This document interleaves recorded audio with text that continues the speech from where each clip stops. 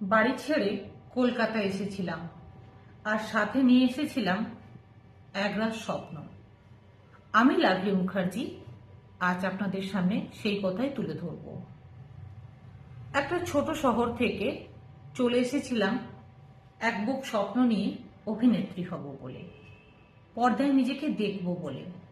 কিন্তু আসার আগে একটা অভিজ্ঞতা নিয়ে এসেছিলাম, জীবনের লড়াইয়ের পথটা সহজ নয়। তো কোথাও সেই লড়াইটা শিখেছিলাম, সেটাই আজ জানাবো আপনাদের। তো এই শহর যে শুধু স্বপ্ন দেখায় তা নয়, এই শহর পরীক্ষাও নেয়। তো কি ধরনের পরীক্ষা? যখন সিনেমায় অভিনয় করব বলে লড়াইটা শুরু করলাম, তখন বিভিন্ন ধরনের পরিস্থিতি সামনে আসলো, কিন্তু লক্ষ্য একটাই ছিল, কোনো কিছুর বিনিময়ে মাথা নত করব না। কারণ সম্মানের সঙ্গে বাঁচতে এসেছি, লড়াই করতে এসেছি। তো যার জন্য কি হয়েছে, হ্যাঁটাকে হ্যাঁ বলতে শিখেছি আর নাটাকে না বলতে শিখেছি। তাই অনেক ভালো ভালো কাজ, অনেক বড় কাজ হাতছাড়া হয়ে যায়। কিন্তু ইচ্ছেটাকে মরে যেতে দিইনি। তাই ফ্রন্ট ক্যামেরা থেকে ব্যাক ক্যামেরায় গেলাম। হ্যাঁ, আমি অ্যাসিস্ট্যান্ট ডিরেক্টর হিসেবেও কাজ শুরু করেছিলাম।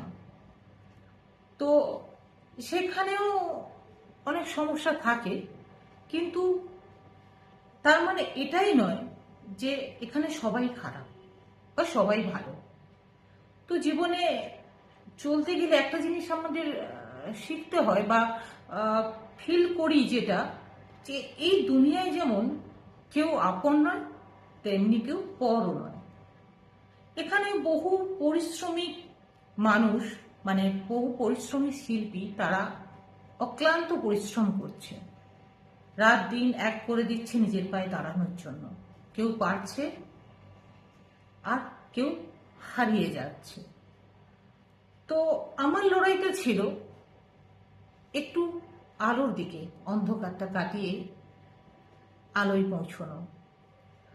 যেহেতু আমি নিজের মাথা নত করতে পারিনি, সেহেতু অনেক জায়গায় আমাকে সরে আসতে হচ্ছে।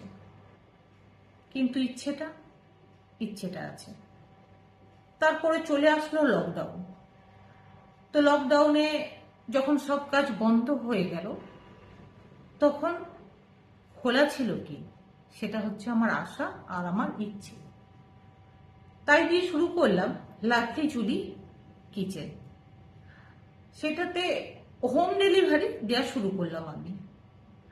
তাতে এক দুজন সঙ্গীও পেয়ে গেলাম, তারাও হয়তো এই লড়াই লড়ছিল। তো তাদেরকে আমি সাথে নিয়ে হোম ডেলিভারি শুরু করলাম। তার সাথে সাথে বিভিন্ন জায়গায় অডিশনও দিতে থাকলাম। কোথাও সুযোগ পেলাম, আবার কোথাও বা পেলাম না। এখন আমি একটা ইউটিউব চ্যানেলে, মানে লাভলি জুলি চ্যানেলে, আর আমার ফেসবুক পেজ আছে লাভলি মুখার্জি, লাভলি জুলি, সেখানে আমার বিভিন্ন রান্নার রেসিপিগুলো শেয়ার করি সবার সাথে। মানে আমি রান্না করেই সেটা শেয়ার করি। তো হয়তো বড় সিনেমার কোনো বড় অভিনেত্রী বা বড় হিরোইন আমি হতে পারিনি, কিন্তু কি জানেন তো, আমার নিজের গল্পে সেখানে কিন্তু প্রধান চরিত্র আমি নিজে। আজও লড়ছি, লড়াইটাই তো জীবন, থেমে যাওয়াই মরণ। তো থেমে গেলে চলবে না কোনো কিছুর বিনিময়। আর আপনিও যদি কোথাও আটকে যান, তো সেখানে থেমে যাবেন না। তো এসবের থেকে আমার 5টা উপলব্ধি আপনাদের সামনে শেয়ার করছি। সেটা হচ্ছে, স্বপ্ন যদি তোমায় ডাকে, ভয় পেও না তাতে, তার উত্তর দাও। সেকেন্ড নম্বর হচ্ছে, যেখানে মনে হবে আর রাস্তা নেই, সেখানেই মনে করবে এখান থেকেই আমার চলা শুরু। আর 3 নম্বর হচ্ছে, সবাই যখন বলে তুমি থেমে যাও আর এগিয়েও না, তুমি বলো এটাই শুরু। হ্যাঁ, এটাই শুরু। নম্বর 4, তুমি যখন একা হবে তখন ভয় পেও না, কারণ সাথে আছে তোমার ইচ্ছে আর তোমার সাহস। সেটা নিয়ে এগিয়ে যাও, কারণ চলাই জীবন, থেমে যাওয়াই মরণ। আর নাম্বার 5, তুমি যা হারাওনি তা হচ্ছে তোমার ইচ্ছে, তোমার আশা। তো এটাই হচ্ছে আমাদের জীবনের সব থেকে বড় জয়। আমি যদি এই লড়াইটা লড়তে পারি, একটা সাধারণ বাড়ির মেয়ে হয়ে একটা সাধারণ ছোট্ট শহর থেকে উঠে এসে,